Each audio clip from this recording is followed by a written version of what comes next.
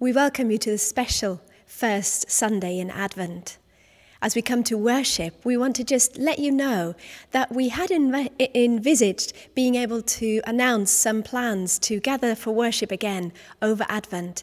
But sadly, because of our local restrictions increasing here in Northern Ireland, we're having to postpone those plans slightly. So we will be letting you know more details in the next couple of weeks. But we do hope to have a carol service on Sunday, the 20th of December, both here live with a limited capacity congregation, but also available online. So whether you're able to come here and join with us, or whether you're at home watching the online service, we are hoping that Sunday the 20th will be a significant marker within our journey towards Christmas. We're going to light our first candle of our Advent wreath as we commence our worship together. Today we light the first candle of the Advent wreath. Each candle has a meaning, and the first candle is hope. Psalm 33, verse 20. We wait in hope for the Lord. He is our help and our shield. I invite you to pray with me. Eternal God, as we await the coming of our Saviour, give us the courage to hope. Give us grace to see your plans of redemption for our lives, for this community, and for the world. Through Jesus Christ, the source of our redemption and hope. Amen.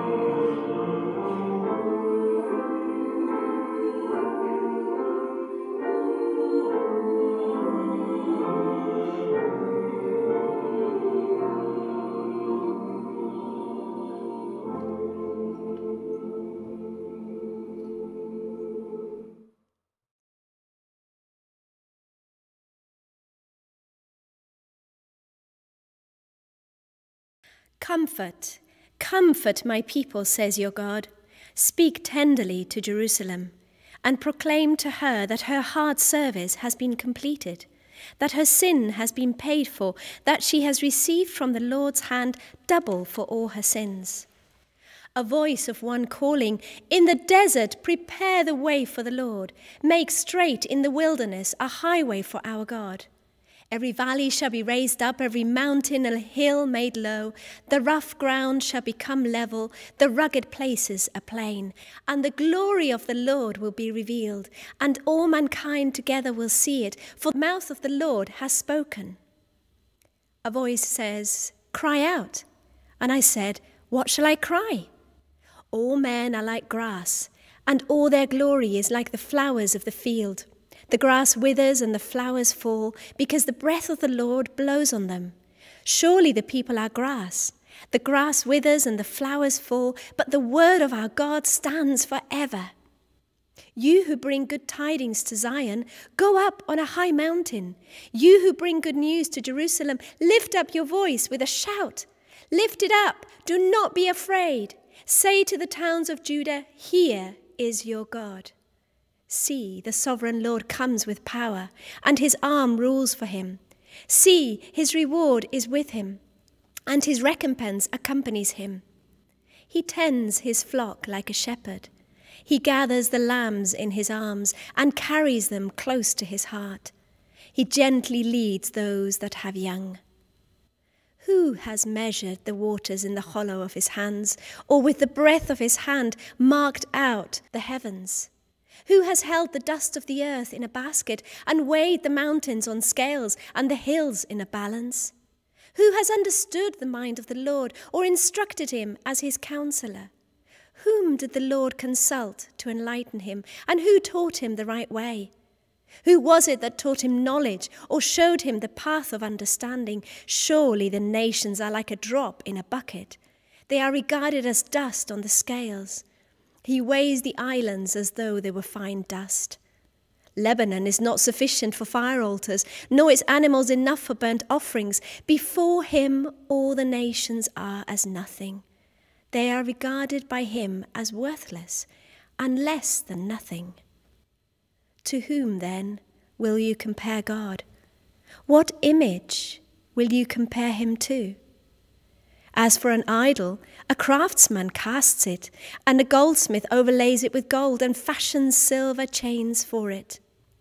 A man too poor to present such an offering selects wood that will not rot. He looks for a skilled craftsman to set it up as an idol that will not topple. Do you not know?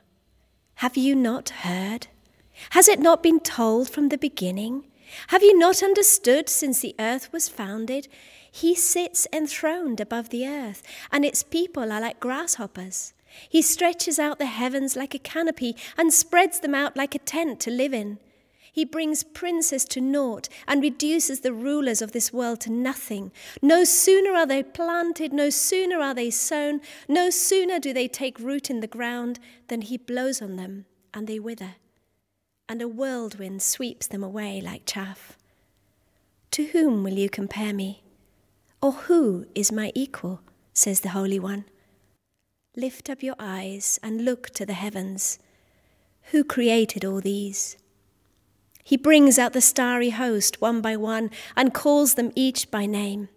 Because of his great power and mighty strength, none of them is missing. Why do you say, O Jacob, and complain, O Israel, my way is hidden from the Lord, my cause is disregarded by my God? Do you not know? Have you not heard? The Lord is the everlasting God, the creator of the ends of the earth. He will not grow tired or weary, and his understanding no one can fathom. He gives strength to the weary and increases the power of the weak. Even youths grow tired and weary, and young men stumble and fall. But those who hope in the Lord will renew their strength. They will soar on wings like eagles. They will run and not grow weary. They will walk and not be faint.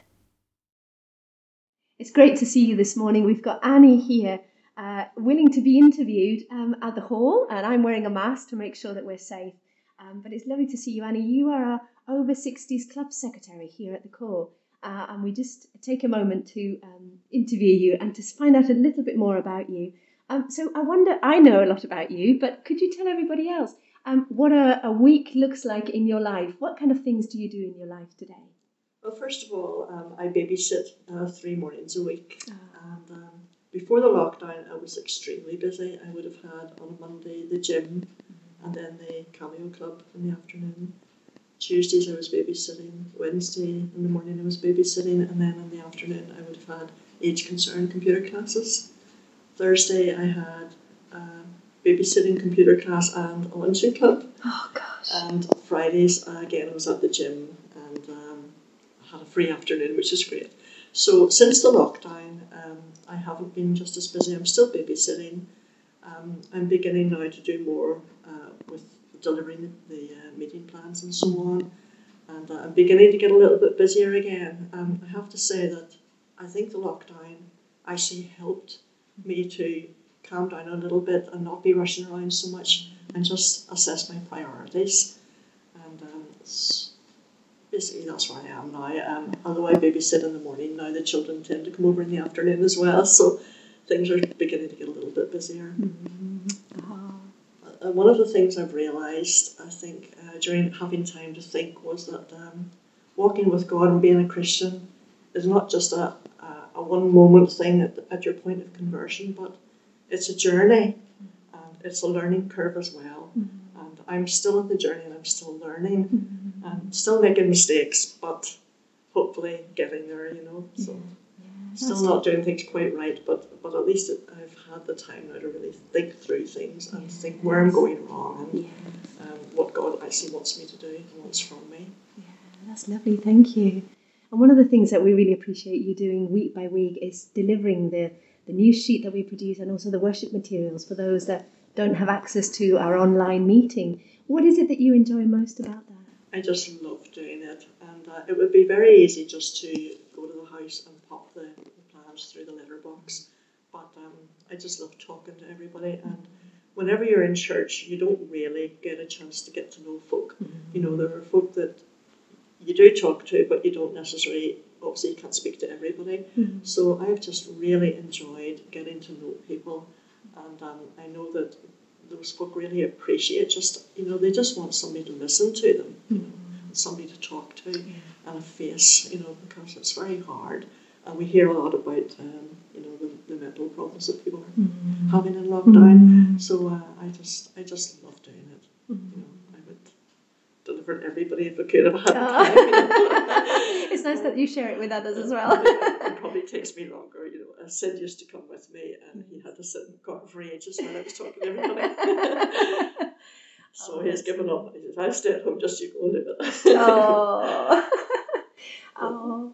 Well, as we come to think about praying for our community, our local community, what would you say would be good for us to pray as a church? I think the one thing that I would really like everybody to pray for would be to pray for the folk on Christmas Day who were normally our guests here. Because what I found speaking to them, as I said, we've been arranging hopefully to deliver meals to them on Christmas Day because they can't come here. But one of the things that's coming through every conversation is they're not really concerned about the meal. It's the social aspect that they're missing. And I just would like the core to pray for those folk on Christmas Day. And also, if anyone in the core knows of anyone who would be on their own, if they could let us know so that we could make sure that a meal and a gift was delivered to them, just to let them know that we're thinking about them, that we haven't forgotten them. That's lovely, and we will be praying for that just now. Thank you. Thank you very much. As we come to the giving moment in our meeting just now, let's offer up ourselves to God in worship by singing together, Jesus, what a beautiful name.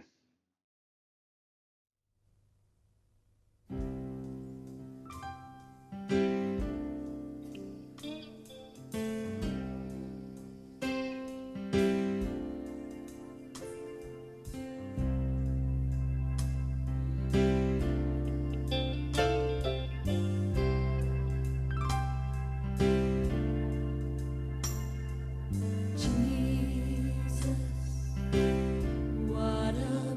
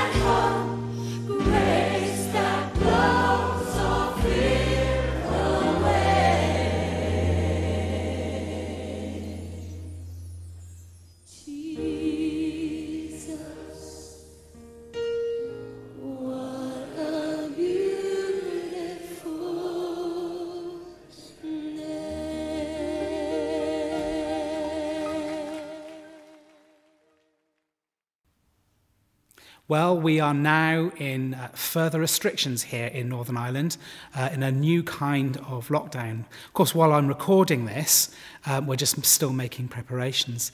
And it's funny, isn't it, how people are rushing to go and get their gifts. The supermarkets are again, people are stocking up.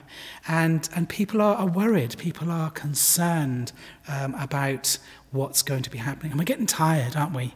Getting tired of the restrictions and the concerns and the fears and all that's going to happen. In the middle of this, of course, it's the beginning of Advent. And I think for many people, Christmas is starting early. I've noticed carols earlier on the radio this year. I know people are watching Christmas movies earlier. Christmas trees seem to be going up earlier. Everybody's looking for a bit of hope, for a bit of nostalgia, for a bit of something more that hopefully Christmas can provide for us. The trouble is, these Christmas nostalgic feelings can't really supply what we need. What we need is hope. And of course, there is hopes of a vaccine coming. But how long? We're so tired. And it's at a time like this that the words from the Christmas carol, "O Little Town of Bethlehem," comes to mind. The hopes and fears of all the years are met in thee tonight. The prophets throughout the centuries brought hope to the people of Israel. In the centuries before the birth of Jesus, the nation had been really struggling. Empire after empire brought a brutal regime to the people of God. The hopes and the fears of all of the people were dashed. They didn't know what was going to happen. Where was their God? What was going to happen about his plans and his purposes for the world and for the people of God? And so when we came to our reading in Isaiah earlier on, we heard the voice of the prophet speaking for God, hope and comfort for the people. Comfort my people, says God. Bring them hope and remind them. So what are the reasons for hope that we have today? Perhaps as we look at these verses together this morning, we can see the hope that God wants to bring us. And there are, in fact, at least 3 reasons for hope that the prophet brings to us. So let's look at these words together. And the first reason God gives us for hope can be found in verses 1 to 5. Comfort my people, says your God. Speak tenderly to Jerusalem. There is a voice of one calling in the wilderness. Prepare the way of the Lord. Make straight in the desert a highway for our God. Every valley shall be raised up, every mountain and hill made low. The rough ground will become level, the rugged places a plain. And the glory of the Lord will be revealed, and the people will see it, for the mouth of the Lord has spoken. God wants to give his people hope. He wants them to see that there is a hope that will sustain them, that will nurture them, that will lift them and carry them through. In those days, first the Assyrian army, then the Babylonian army had devastated the land, carried off the people, destroyed the structures and all of the hope. There was a brutal regime in place, crushing any rebellion, any hope, any purpose that the people would have. And they would have to live by this new regime. The king of the empire was in charge, and what he said went. People would come from the king. They would send out the messengers to all of the peoples in the lands, and in order to say, there is a new regime in place. Listen, people, this is the way it is now, and you belong to him, and you serve him. And it's when God speaks to the people in that place, he uses the same kind of picture of a messenger coming to talk about the new regime, the new ruler, except this new ruler is the God of heaven. This new ruler is the God of hope, and he wants to bring hope and comfort to his people. Can you hear it? Can you hear these words? On that day, he says, the glory of the Lord will be revealed, and all people will see it together, for the mouth of the Lord, the Almighty, has spoken. We need to look beyond the frustrations, the tiredness, the powers that seem to be far beyond us at this time. We need to get ready. We need to hear the voice of the Lord. And this is the message of Advent. The Lord is coming. He's coming to us, and he's bringing his gospel, his goodness, his peace. So what are the implications? What were the implications for the people of God? Well, the prophet says this: get ready, be prepared. Prepare the way of the Lord, make the path straight, remove the barriers, make bridges over the gaps. Recognize that the one who comes brings a message of good news for all people. There is a new person in charge. There is a new way of living. There is a new way of being, and that brings light and hope to us all. What does it mean for us today, in our frustrations, in our tiredness, in our lockdown? Well, God is coming. God is in charge, and whether we see it or not right now, he will achieve his purposes. There is a ruler, he is coming, and his purposes will happen. God is going to do it with or without us. Do you want it to be with you or despite of you? Do you want to be part of what he's doing, or do you want it to happen around you and without you? That's the choice that's before us. The choice is to hear the message, and to hear the message from God saying, I am powerful, I am God, I am in charge, I am coming. It's not a question of if God does something, but when God will do something.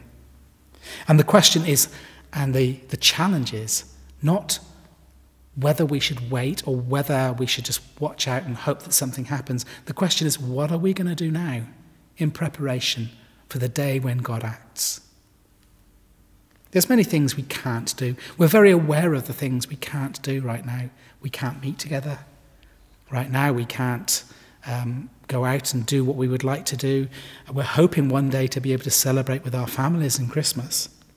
But in all the things we can't do, we can so often miss the things we can do. Right now there are things we can do to prepare the way for the Lord. Simple things, really. Straighten out the things that are crooked. Make the path straight. Get yourself ready. Look at the barriers that we're putting up that get in the way of what God wants to do.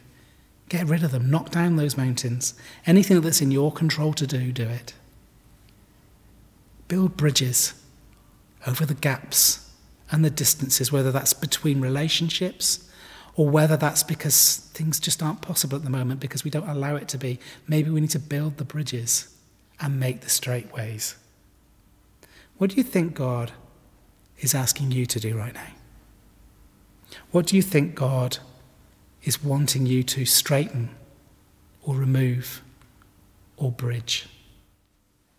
So the first reason that we have to hope is that God is coming and we need to be ready. But the second reason for hope, it builds on the first. Look at these words. You who bring good tidings to Zion, go up on a high mountain. You who bring good tidings to Jerusalem, lift your voice with a shout. Lift it and don't be afraid. Say to the towns of Judah, here is your God.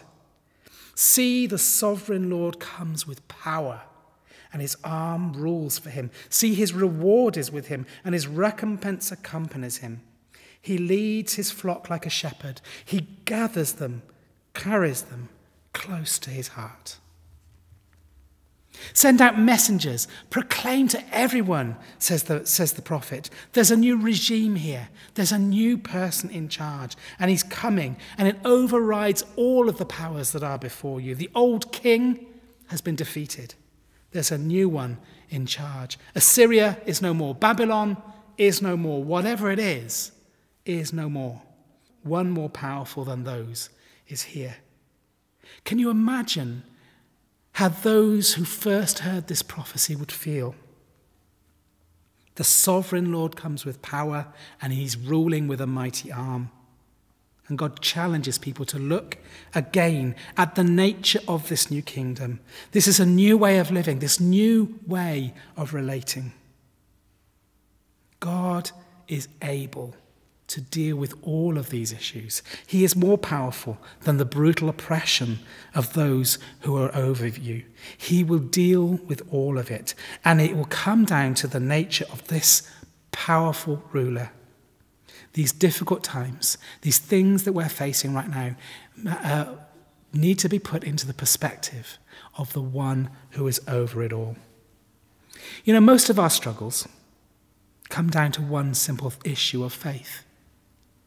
Who do we believe in? Who is your God?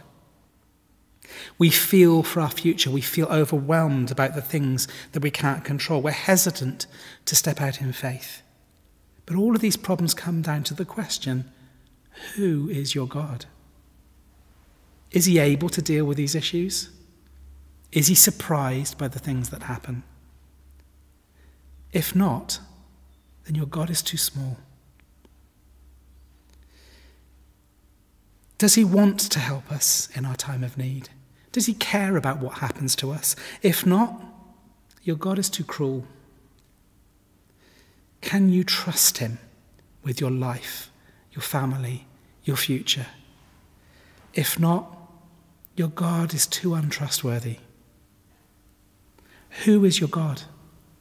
Who is the God you believe in? Where is your God?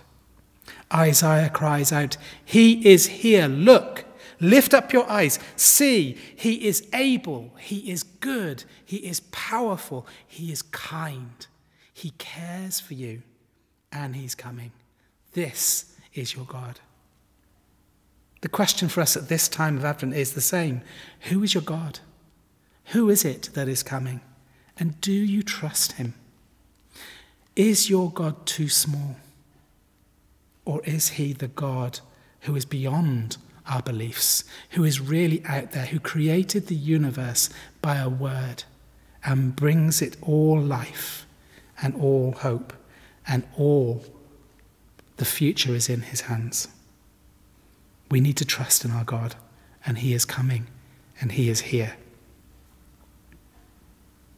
So if the first two reasons for our hope is that God is coming and we need to be ready, that God is powerful and we need to trust him, the third one that Isaiah brings to us is something really important. He addresses the issue that is very real in the experience of the people who are listening and is very real for us right now.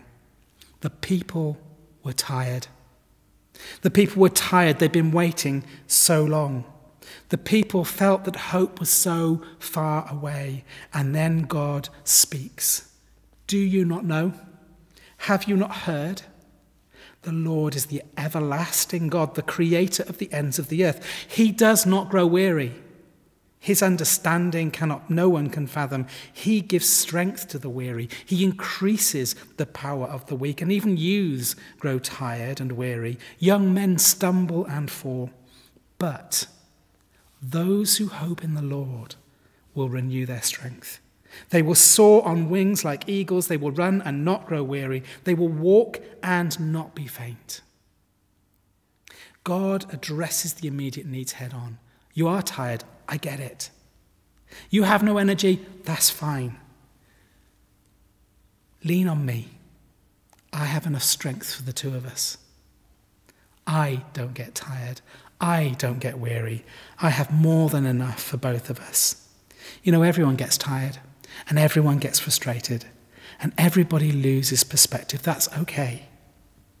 But we need not let that be the end of the journey. Never place a full stop where God has only put a comma. Listen to Isaiah. Those who hope in the Lord will renew their strength. The help is there. We need to lean on him, trust him. It's just like the old joke of the man who fell off a cliff and was hanging on by one hand to a little branch out the side. And he's praying out to God and he trusts him and he says, I'm holding on, Lord, I need help. And a man comes along at the top with a rope and he calls down to the man and he says, do you need help? And the man shouts back, no, it's okay, I'm hanging on. I have faith in God. A little later, a man at the bottom in a boat comes along to the side of the shore and he shouts up to the man and he says, I see you're in trouble. Can you hang on? Do you need help? And the man shouts back, "No, it's okay, I'm hanging on. God will help me. I trust him." And a little later on, another one comes along in a helicopter, and he shouts at him and he says to the man, "Do you need help? I can see you're barely hanging on there." And the man shouts back, "It's okay. I'm okay. I trust in God." And the helicopter goes. And then the man's strength gives out, and he falls to his death. And as he stands before God, he's worried and he's concerned, and he says to God with questions in his heart, "Why? Why, God? I trusted in you. Why didn't you help me?" And God says, "Well, I sent you a man with a rope. I sent you a man with a boat. I sent you a man with a helicopter. Why did you feel you had to hang on with your own strength?"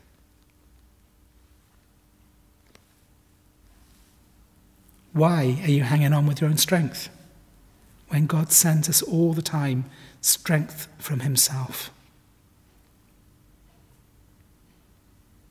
We will renew our strength when we hope in the Lord, and then we will rise up on wings like eagles. Sometimes we just need to let go and grasp onto God and allow him to help us with the strength that we need. So on this Advent Sunday, 1st of Advent 2020, while we're living with this new set of restrictions, as we're frustrated and tired and looking out for hope, where is that hope going to come from?